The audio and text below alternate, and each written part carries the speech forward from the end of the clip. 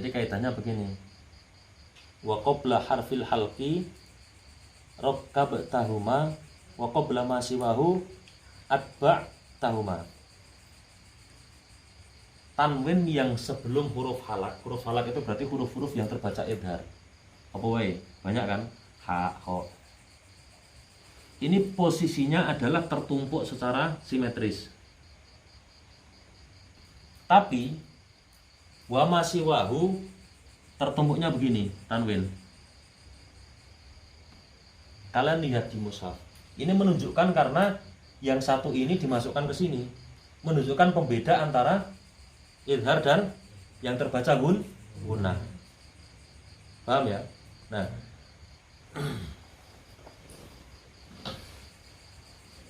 oh ini belum, saya tak terusin.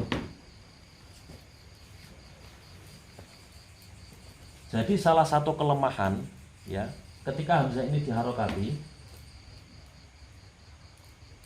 maka tidak bisa melayani pembacaan ketika wasol. Bismillahirrahmanirrahim al-qari'ah. Paham? Loh, yaitu ketika beralasan begini. Ya kan namanya membaca Al-Qur'an sekomplit apapun tanda baca tetap harus mengaji, harus ada bimbingan guru. Yang namanya tanda baca itu dari tidak ada menjadi ada untuk membantu pembacaan. Terus apakah ini dijadikan dari ada menjadi tidak ada? Ini tanda baca macam apa? Paham nggak? Ya kan berarti terus kalau saya misalkan kalau kalian mengajar nanti ya hamzah wasol itu berarti hamzah atau alif di mana dia berharokat hanya saat pada permulaan kalimat, tapi di tengah kalimat tidak berharokat misalkan. Terus kalau wasol harus dimatikan. Jadi kamu buang fathahnya. Lu tanda baca kok suruh buang. Paham nggak? Beda dengan ini. Orang langsung tahu membaca Bismillahirrahmanirrahim qari'ah karena nggak ada harokatnya kalau diwasolkan. Terus cara menerangkannya enak. Ya hamzah wasol itu memang ketika wasol tidak hidup. Kalau hidup itu hanya saat pada permulaan. Cara mengetahuinya bagaimana? Gampang rumusnya. Setiap al dibaca fathah sudah. Orang langsung tahu semua.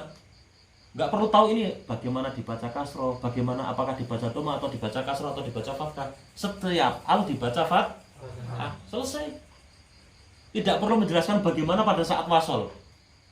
Lo kan nggak penting bismillah disambung dengan awal ayat kata siapa. Bahkan di riwayat kalau Al-Quran itu nanti ada yang namanya qat'ul jami', memutus semuanya antara akhir surat, bismillah dan awal surat. Misalkan qat'ul jami' salamun hiya hatta madla'il fajr bismillahirrahmanirrahim al-qari'ah. Kalau waslul jami' disambung semua salamun hiya hatta madla'il fajr bismillahirrahmanirrahim al-qari'ah. Jadi bukannya tidak penting untuk diajarkan mewasalkan antara bismillah dan awal ayat. Ini bahkan di riwayat itu ada berapa? 7 atau 8 wajah itu cara membacanya. Qat'ul awal waslul tsani. Qat'ul jami waslul jami. Maksudnya memutus antara akhir surat bismillah dan al-qari'ah. Betapa akan sangat menggaduhkan ketika hamzah wasl dikasih harokat. Alasan sementara yang memberikan harokat ini untuk membantu para pemula mengaji Al-Quran biar tidak salah membaca hamzah wasl. Apakah itu harus terbaca fathah, kasroh atau doma. Nah kita layak untuk bertanya. Terus kalau wasol bagaimana? Ya harokatnya dihilangkan. Lu tanda baca kok dihilangkan? Tanda baca itu diadakan untuk membantu biar terbaca. Artinya ini punya kelemahan. Punya kelemahan. Karena apa? Yang namanya tanda baca dari mulai tadi zaman Abul Aswad dari tidak ada menjadi ada. Titik pada huruf-huruf yang ada titiknya dari tidak ada menjadi ada. Contoh begini, bukan para beliau ini misalkan pada umpama nih ba, ta, kemudian fa. Bukan cara memberi tanda bacanya begini misalkan. Kalau ba itu nanti titik 1. Kalau fa titiknya dihilangkan. Kan tidak seperti itu. punya identifikasi masing-masing, paham? Nah, ini pun begitu. Masa yang namanya tanda baca harokat ini kan tanda baca tadi, ya, tanda baca. Kalau tulisannya yang selain harokat ini kita sepakat bahwa ini rosem uthmani. Tapi sekarang yang saya bahas, yang kita bahas adalah tanda baca yang bertajwid dan yang tidak bertajwid. Tanda baca yang bergizi dan tidak bergizi. Tanda baca yang enak dibaca, yang benar-benar membantu dan yang tidak membantu. Tujuan diadakan tanda baca dari mulai awal, mulai adanya cuma titik, kemudian titik pada huruf, kemudian muncul harokat, semuanya tujuannya adalah litaisir, untuk mempermudahkan orang tidak salah membaca Al-Quran. Nah, sekarang kalau tanda baca seperti ini, yang pertama kelemahannya, satu, asalnya tanda baca itu kan tidak ada kemudian menjadi ada seperti ini. Ini namanya tanda baca. Bismillahirrahmanirrahim, mil qari'ah. Udah, nggak bakal salah orang itu. Ya karena memang hamzahnya tidak diharokati. Beda dengan alhaakumut takatsur. Alhaakum.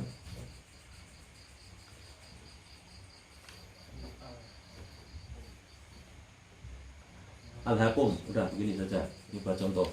Ini kalau ini hamzah qat'i. Dia diharokati. Jadi orang ketika Bismillahirrahmanirrahim mi alhaakumut, karena tahu. Jadi identifikasinya tanda baca yang pada mushaf kita itu kalau yang hamzah bisa nyandang harokat itu cuma hamzah kotor. Kalau hamzah wasol tidak. Jadi kan enak banget. Kita nggak perlu menjelaskan bagaimana cara mewasolkan, orang sudah bisa melihat. Wong begini saja masih banyak yang salah kok. Malah dicegati pakai fathah. Ya orang tambah salah, tambah bingung lagi. Bismillahirrahmanirrahim al-qari'ah. Oh iya, ya, kurang sukun. Ya kan apa alifnya tidak berharokat hamzah wasalnya, berarti mil qari'ah. Terus kalau waqaf ya sudah, kalau buat ini tidak, kalau tidak itu semua hamzah wasal. Semua al dibaca fathah. Udah selesai. Begitu saja. Orang kan jadi tahu. Loh kan nanti sulit, orang banyak apa namanya? Banyak salah membaca, yaitulah gunanya mengaji. Paham? Gunanya mengaji. Al-Quran itu tidak bisa kalau tidak digurukan. Nah sementara ya, ketika ini dikasih fathah, ketika dikasih harokat, mereka misalkan beralasan begini, yaitu menandakan bahwasanya mengaji Al-Quran juga harus ada guru ngaji. Nah terus cara kamu mengajarkan bagaimana? Masa ia mau bilang nanti ya kalau wasol fathahnya dibuang ya? Ini tanda baca apa? Paham nggak? Tanda baca kok suruh buang? Tanda baca itu dari tidak ada diadakan untuk membantu membaca, bukan dari adat ditiadakan. Dan kebalik-balik. Ini pada nadhom ini, paham? Ini minimal kalau mengacu pada kitab ini mu'alifnya atau pengarang kitabnya itu wafat 718 Hijriah. Betapa bahkan cara penulisan tanwin itu sudah diatur sejak dulu.